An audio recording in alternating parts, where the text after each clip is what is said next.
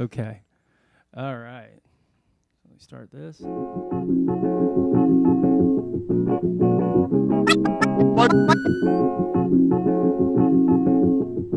everybody. This is Seth Aruda with the No Worries podcast. We talk about real estate investing and building wealth so you can achieve financial freedom. Today, I have a really exciting guest with me, Alex Huttinger with Sullivan Solar is here to talk to us about some of the new things happening with solar. I want to learn a little bit about how solar can benefit home buyers or homeowners when looking at their property as a real estate investment. And we'll also talk about some of the changes in the solar industry and just some things that people can learn about to mitigate some of their power usage and some tips and tricks that he has on updating or changing some things in your home and how you can reduce the out-of-pocket cost for your electric bills.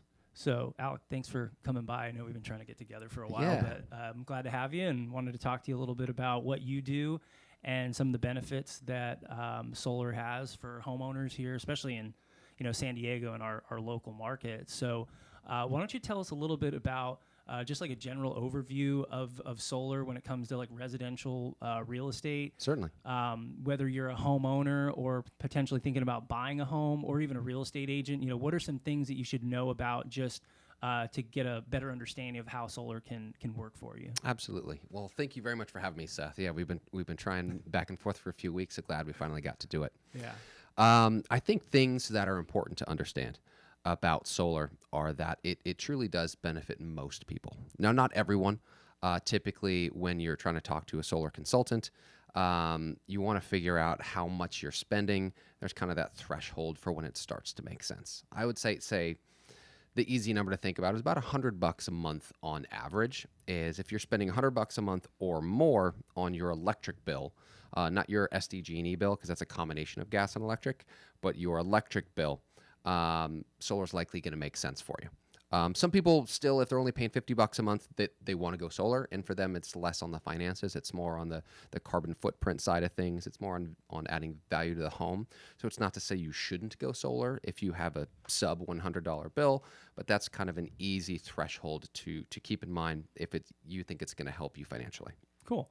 Yeah, I know a lot of times people, when they look at a property, they think, we should add solar immediately, or even homeowners that currently have a home, once solar started becoming a lot more popular, they're like, we got to get solar. But I've found that sometimes people find out that it's beneficial for them to get solar, and then other times it's more beneficial to do some other things in their home to improve their out-of-pocket costs when it comes to just their electric bill. So, what are some things that, homeowners and even new home buyers can look at when they're identifying other things in their home that they could do to reduce that electric bill? Yeah, there's a few right off the bat that can be extremely helpful, especially if your home's not a great candidate for solar. So what does that mean? Yeah, I was just going to say, I'll quickly explain what that means and then go into kind of some of those other things.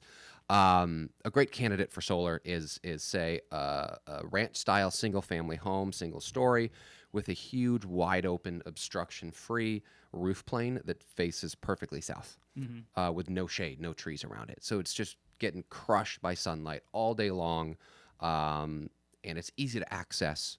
And you have call it a 200 amp electric panel, so it's been upgraded recently, or it's a fairly new home, and the roof's less than 10 years old. That's what I would call like a unicorn solar project. Just all the stars align and it's perfect. That's a great example of a wonderful home for solar. What's not is let's say one of the newer builds out in like Chula Vista, for instance.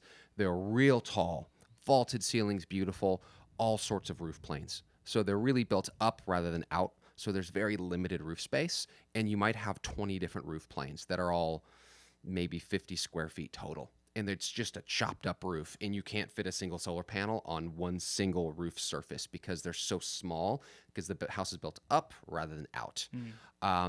That would be a good example of it's just solar's not even a possibility because you can't even fit any panels on the roof. So then, knowing that, it's like, okay, what else can I do to help offset my electric bill? I'd say number one, if your home has a pool, upgrading from a fixed speed pool pump to a variable speed pool pump. That is the single greatest return on investment anyone can do on their home when it pertains to electricity, even more so than solar. For instance, if you were to upgrade to that new pool pump, it costs anywhere between, I don't know, $1,800 to $2,200, depending what pool guy you talk to. That will likely pay for itself in between 1.5 to 2 years. If you look at that as a return on an annual return on investment, it's probably like a 40 to 50% rate of return, which is just incredibly high, because they can save $75 a month in power, and if you're only investing $2,000, it's going to pay for itself in 2 years. Cool. Behind that, especially if you're in the warmer parts of San Diego, something like a whole house fan.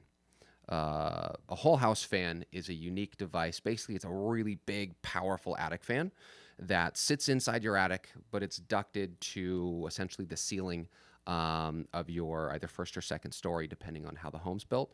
Idea being when it gets nice and cool at night, because we have that perfect San Diego weather, 95 during the day and 70 degrees at night. The moment that sun goes down and all of a sudden we go from 95 to 70 in an hour or two, you open up the windows, you turn on this powerful fan, and it sucks all that cool air and it brings it inside the house, and it just very quickly evacuates all the hot air, blows it into the attic, evacuates all the really hot, supercharged air up in the attic, flushes it out the existing attic vents, and you're cooling your whole house with one fan, hence whole house fan. And so that's one way you can massively cool down your house incredibly rapidly using a very small amount of power, either without air conditioning or to not subsidize air conditioning. What's the term I'm looking for? Supplement to supplement your air conditioning. So essentially your AC can run during the day to keep the house from getting too hot, but the moment you get that diurnal shift going from daytime to nighttime, you turn on the whole house fan and you turn off your air conditioner, so it replaces the AC at night. They use 1/5 to 1/10 of the power of an air conditioner, and they actually cool faster if it's cold enough outside. That's probably relatively a low cost. Super low cost compared to AC. So to install one of those things, anywhere from $1,500 to $2,000. Yeah. And if you're to get a new AC system, and typically when you do that, you want to upgrade your ducting, you want to upgrade your furnace, you want to do the whole thing and do it right. That can run anywhere from 12 to, I just saw a bid for 28,000 on a decent sized home in La Jolla. Yeah. So that is replacing your HVAC can have big returns as far as savings, but it's a huge upfront cost compared to things like pool pumps and whole house fans. Yeah. So what would you say would maybe be another maybe home update or even upgrade that people can do? I've heard sometimes, if you're on, if you have electrical water heaters or anything like that, can that improve your cost on your big one there, you're absolutely right, is to switch from a standard electric water heater to what's called a heat pump water heater. So a heat pump water heater is a really high efficiency way of heating using electricity, about 3 times more efficient than a standard electric water heater. There are some rebates available, both tax credits and instantaneous rebates available to heat pumps, because the government wants us all to be more efficient. So they try and incentivize us to do that. And when they find something like a heat pump, which is a very high efficiency way to heat using electricity, they want to nudge you towards doing that with tax credits and state rebates, stuff like that. One thing to know with heat pump water heaters specifically, they're really great if you have your water heater in the garage with wide open space, a lot of air volume around it. They're not good if you have a little water heater closet. Reason being, they have to suck in all sorts of air around them to extract the heat energy from the air and put it into the water, where if it's cooped up in a little hot water closet, it can't do that. So there are properties out, for instance, in Ramona that are built with these little hot water closets, and you can't do a heat pump there, but most people in greater San Diego have their water heater inside their garage. Right. Yeah. And the nice byproduct of a heat pump water heater is air conditioning. So you're absorbing the heat energy from the ambient air and you're putting it into the water. The byproduct is cold air. So you can heat your water and air condition your garage. Oh, nice. At the same time. Nice. That's nice. If you're doing any work in your garage. Yeah, you got a gym in your garage. Hey, there you go. Yeah, that's perfect. Everyone's doing that now that we're stuck at home. Yeah, I know. Now that everybody's working remote and stuck at home, they can spend a lot more time in their garage. Exactly. Any other type of things that would be things that homeowners or home buyers would want to look at or identify in the house to maybe improve before they think about adding solar? Because solar is a large expense when we talk about cost of ownership. Adding solar. And we can get into some of the semantics about leasing and owning solar. Yeah, we can talk about that. But any other improvements that people should make? Because I have heard when people that are working for solar companies go out and do an evaluation on a property, a lot of good service reps will recommend some of these things to homeowners first before even trying to talk them into buying solar. Yeah, I'd say the next greatest one as far as bang for your buck is going to be insulation and air sealing. Ideally, you're keeping that air that you're cooling during summer nice and cold inside the house. It's not escaping. And that's again, fairly low cost for what you're getting out of it.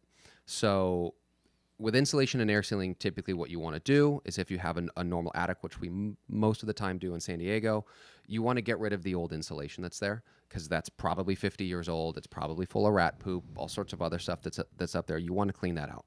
Once you have a clean working surface, you air seal it. So air sealing is important. It's very simple. You can do it yourself or you can get a contractor to do it.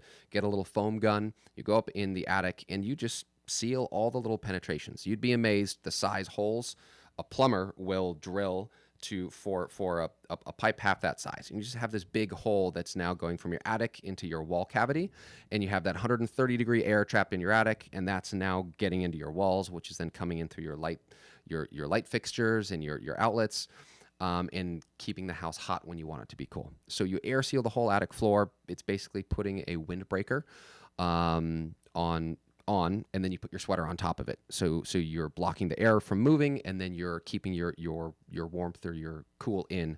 That's the easiest way to think about it. So air seal, and then do your insulation. Now you've got nice, clean insulation. You've got an air barrier blocking that air movement, and that does a tremendous amount for both reducing your energy bills. But the one thing people forget is comfort. If you have a highly insulated home, it feels more comfortable than a home without insulation. Your AC is not going to have to run as much, which A, will save you money, and B, people typically don't like the feeling of AC being on all the time. They like being cool in their home and just having a nice cool temperature, but not the really cold air blowing on them constantly. So if your AC can run half as much, but you can maintain the same degree inside the home, you're going to be more comfortable. You're going to use less power. Your AC is going to last longer because it's not running as long. And the best part about something like that is redoing your insulation is a much lower cost than redoing your whole HVAC system. It's much lower cost than redoing your windows. Windows is the next step once you've done those other things.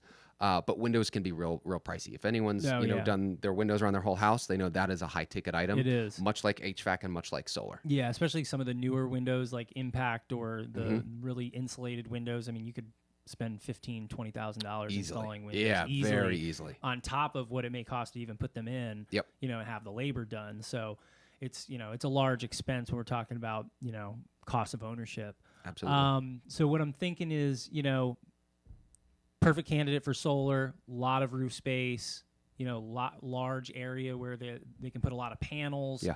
Trying to maybe do some of these other easy improvements to the home to mitigate some of your electrical expenses on your power bill.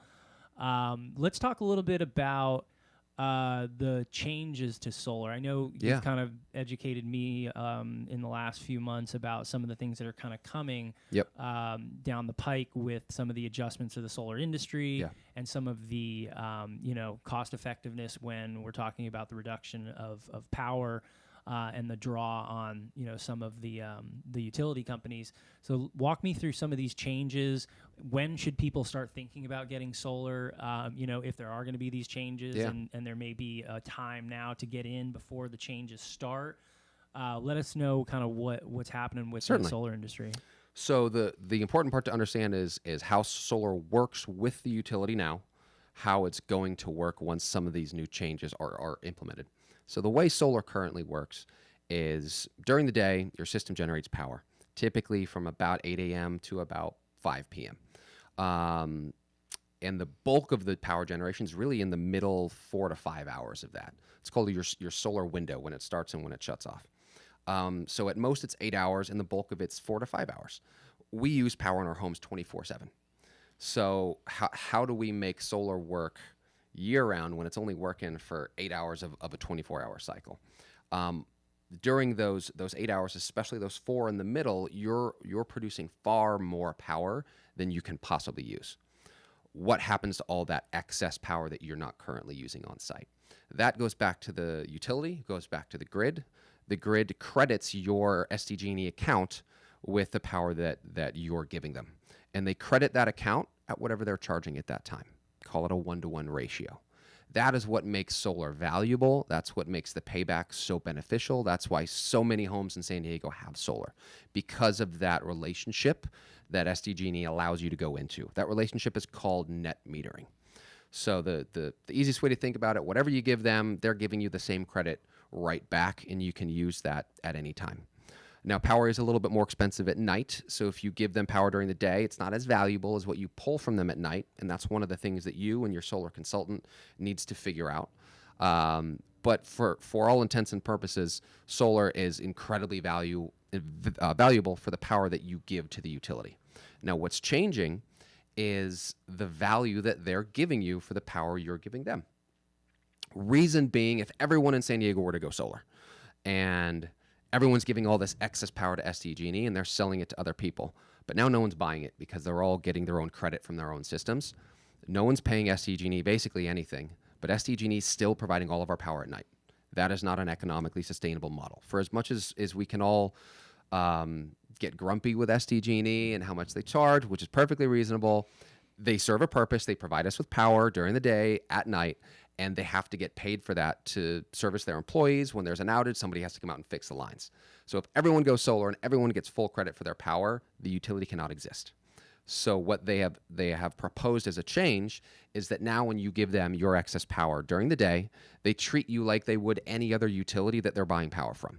For instance, if they were to buy power at noon from an Arizona utility, they would pay about 4 cents per kilowatt hour for that power. They would import it, and then they would sell it to you as a homeowner for about 30 cents a kilowatt hour. That's just, they're a middleman. That's how they stay in business. They're making the argument that when you go solar, you're now a really small, tiny utility, and they're going to have the same relationship with you that they have with an Arizona utility or a Nevada utility. They're going to buy your power at about 4 cents, which is the wholesale going rate for power, and they're going to sell it to your neighbors for 30 cents, and that's how they're going to stay in business. From an purely economic theory model, that kind of does make sense. It would drastically change the payback for solar, because now you're not getting that super high value for the power you're giving them. You're getting almost 1/10 of the value you were previously getting. So that change is slated to go into effect sometime next year. I've read different articles that say different things. Some say early next year. Some say Q3 or Q4 of next year. The CPUC has not given a timeline. The utilities have not given a timeline.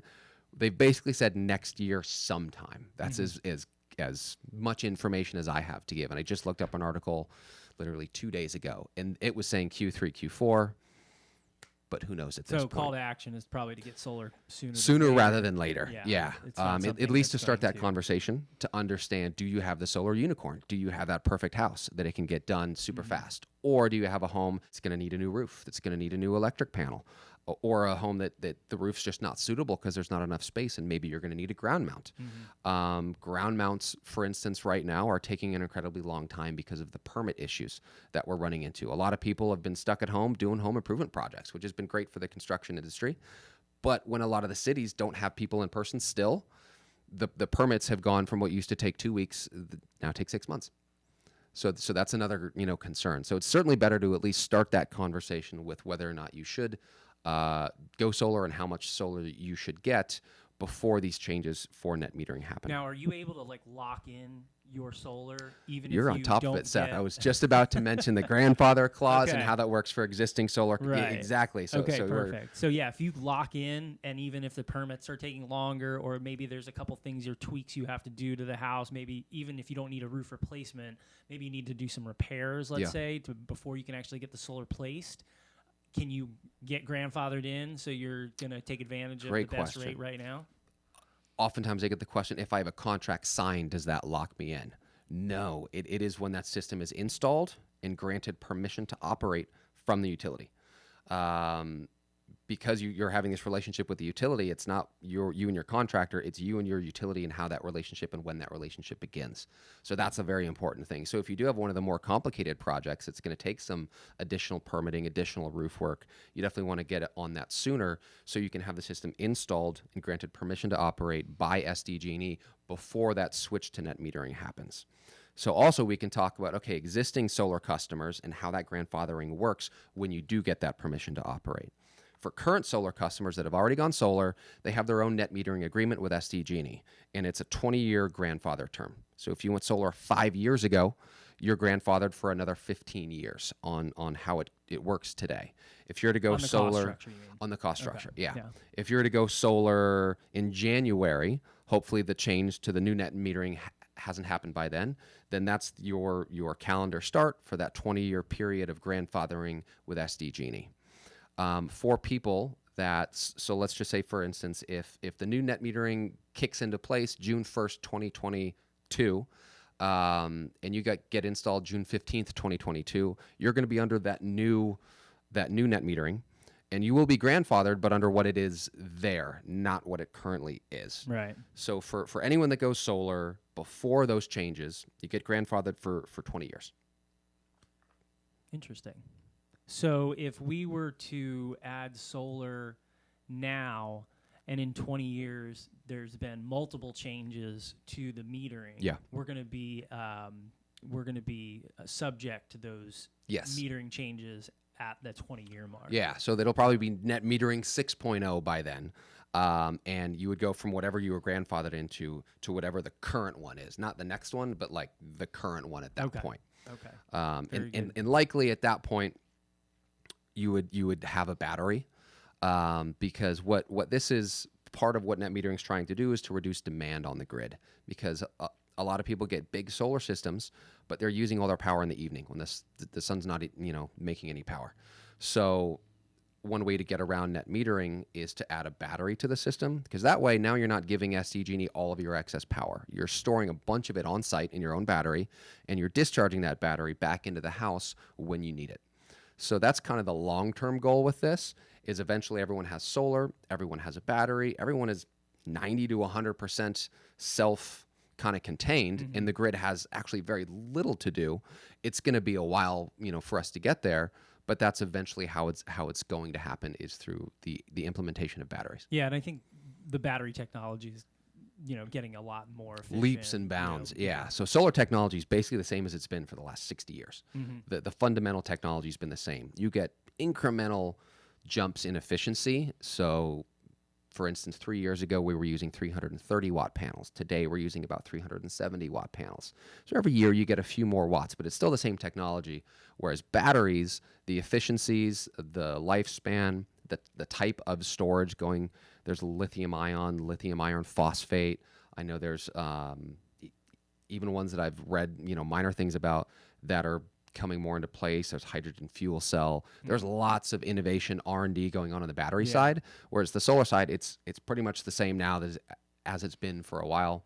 Batteries, it's changing a lot, because we really need the battery side a lot right now, because producing power is actually very cheap. I mean, you constantly hear in the news, renewables are cheaper than fossil fuels. Right. It's cheaper to produce power with solar than it is with coal. Storage is an entirely different conversation. Right. Storing power is phenomenally expensive, and that's what they're really working on figuring out technology-wise. Yeah, I know that the solar issue has always been, a big hot topic here, just with our, demand for power, but also the sun is always shining in Southern California. But not everywhere. Yeah. So, we can benefit really greatly from having a lot of homes that are eligible for solar have solar. If I was, a real estate agent or, somebody that was looking to buy a home, what should I be maybe either telling my clients or looking for in a property? Is it make sense to make solar something that I should be trying to identify? I know right now inventory is tough, but if I was in the market for, purchasing a property or working as a real estate agent, should I be educating my clients about maybe looking at homes that are solar capable or already have solar? And does that make more sense when making a financial decision about purchasing a home? I think so, especially in San Diego. A lot of people don't realize San Diego has the most expensive utility rates in the continental United States. The only utility with more expensive power than San Diego is Hawaii, a tiny island in the middle of the Pacific Ocean.